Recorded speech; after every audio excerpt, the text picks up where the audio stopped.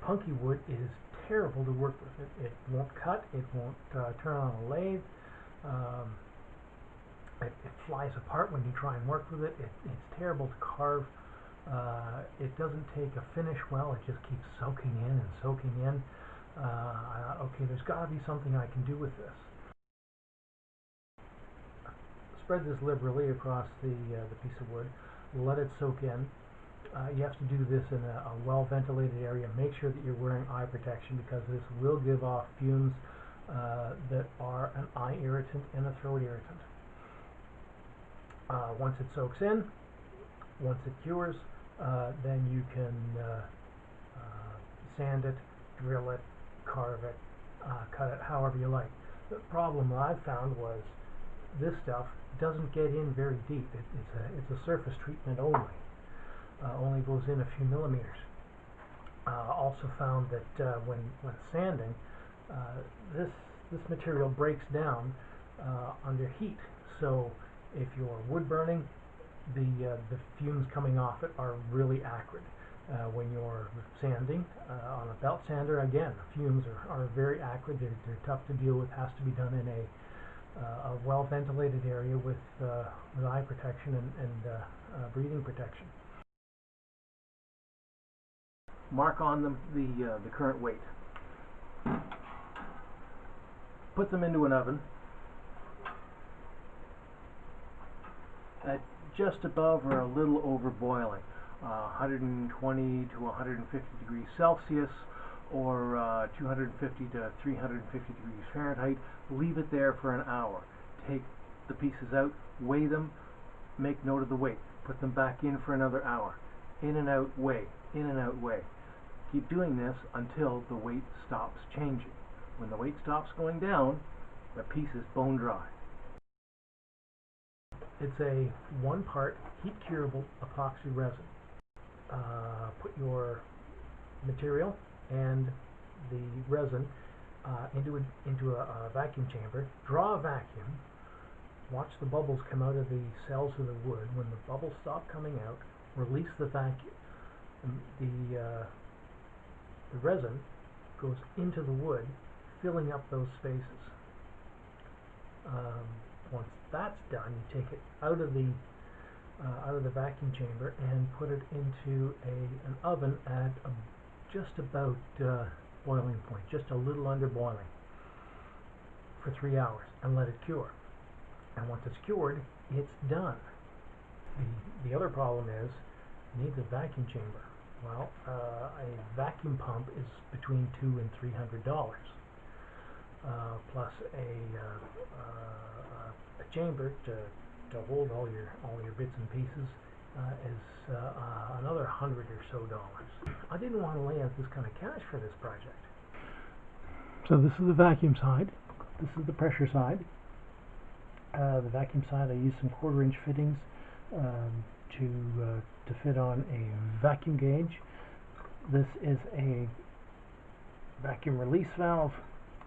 This is a 1/4-inch NPT to 1/4-inch barb fitting, which then goes to any one of my vacuum chambers. And I've got a controlled on-off switch right here. And for vacuum chambers, you can use pretty much any glass jar you can find.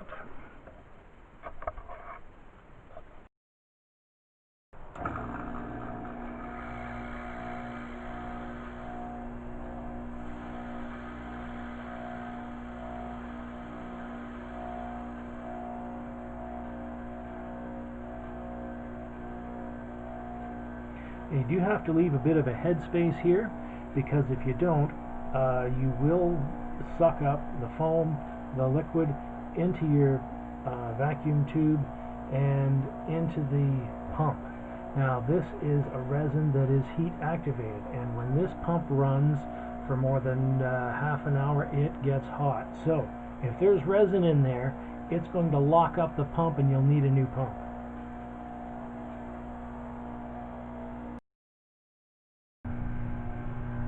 Okay, we're at about 25 inches of mercury right now.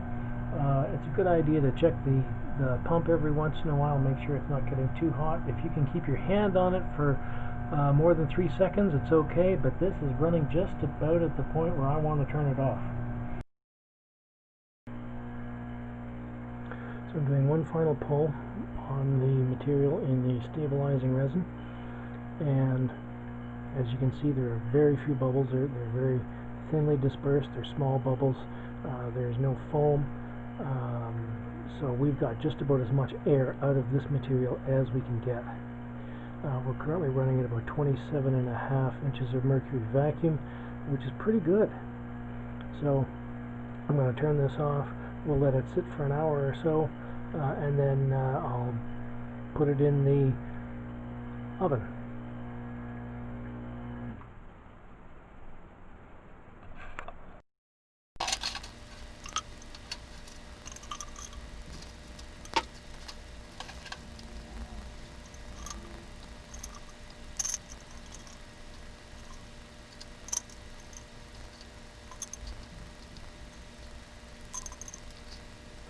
Wherever your pieces touch, they will tend to fuse together. So if you've got them laying directly on top of each other, they will fuse together and be very tough to take apart.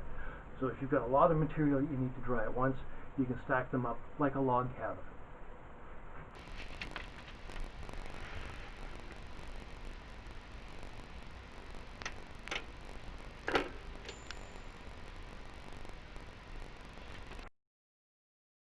This piece, before I put it in, if I'd done this, it would have snapped. That is solid.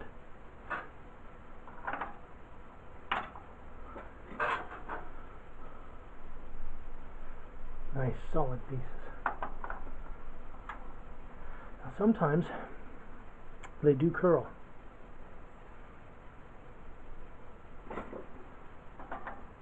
So you will have to take that into account.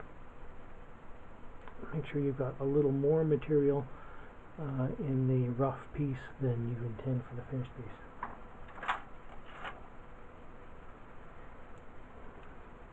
Here you can see some of the material that has seeped out of the wood and has cured outside the wood.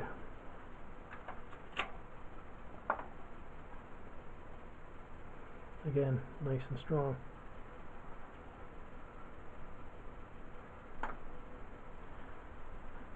This piece, this is where the piece was laying against the wax paper. If this piece had been laying entirely against the wax paper, then it would have this sort of external material all along this side, and that would have to be buffed off, sanded off before continuing. That is what the material looks like. All I did to finish this was 220 grit sandpaper at 2000 RPM in the lathe. That is gorgeous. Now, one question I had with regard to the expense of this material is just how much does it cost to treat a piece of wood? The material is about $200 for about 3.79 liters, 1 US gallon. Works out to about 6 cents, a little under 6 cents per cc. And if we assume that a cubic centimeter of cactus juice has the same specific gravity as water, then 1 cc equals 1 gram. So I'd weighed a couple of pieces before I put them into the cactus juice, treated them, weighed them after the cure, and found that a piece that is in fairly decent solid shape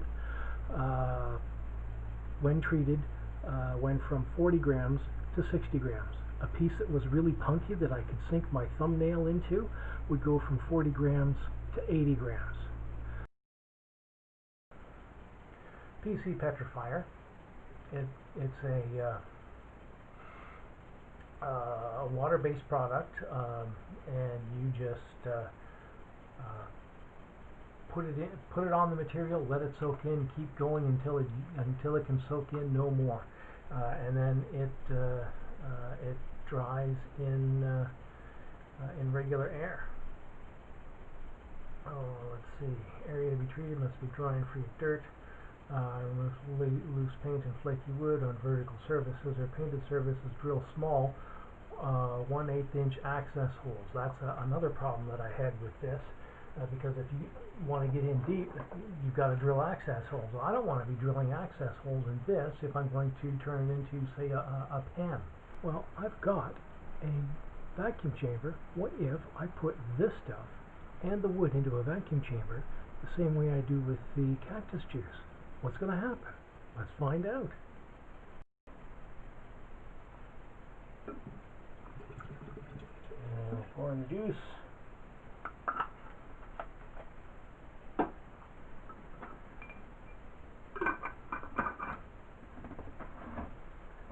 see what happens.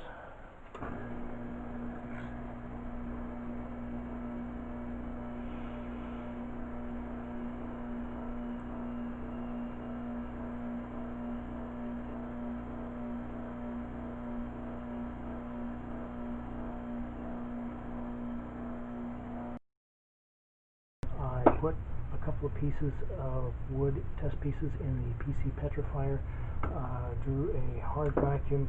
There was lots of room here for foam. I was able to get a hard vacuum in about 30 minutes. I've let it sit for about 2 hours now. I'm going to decant this and we'll take a look at it. I had to step off camera for a moment to get this stuff out of the jar. It had stuck itself to the bottom of the jar, and since the two pieces I put in were on top of each other, they actually stuck together, and I had to pry them apart. As you can see,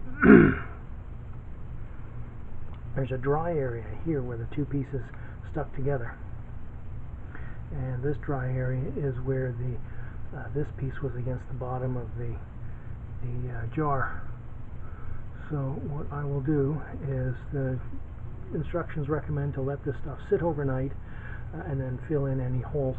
I'm going to let it sit, and then tomorrow I'll sand this up and we'll see how it works, and I'll see how soft the center part is versus the treated part, and we'll take a look at it then. Okay, so the pieces that I've done in the PC Petrifier are out. They've been sitting for a couple of days. The instructions say dose it up liberally, drill some holes in it, let it soak in, and then leave it overnight. Instead, I just put this into a vacuum chamber and let the juice suck right into the material, and then let it sit for 2 days. And this is the result. It looks good.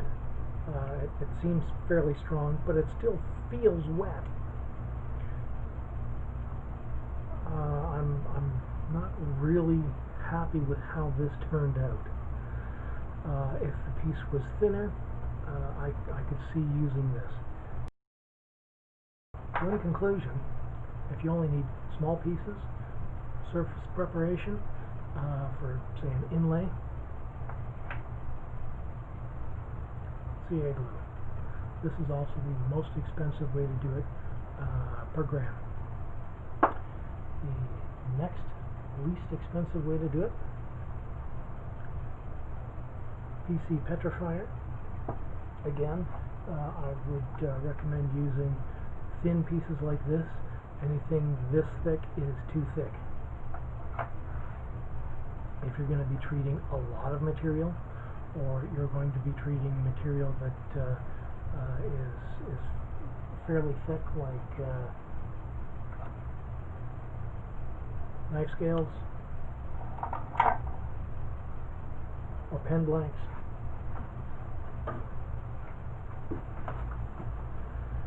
the Cactus Juice stabilizing resin is the winner. Cactus Juice works out to about 6 cents per gram, or 6 cents per cubic centimeter. And if you can get past the expense of buying this stuff a gallon at a time, and buying or building a vacuum chamber and finding or buying vacuum chamber jars, then Cactus Juice is the way to go. The finish from the Cactus Juice I like better than the other two methods. It's strong, it doesn't change the color of the wood much, it finishes easy, it's beautiful stuff to work with. Again, the only problem is you've got a significant capital cost investment just to get started, unlike these two. Thanks for watching.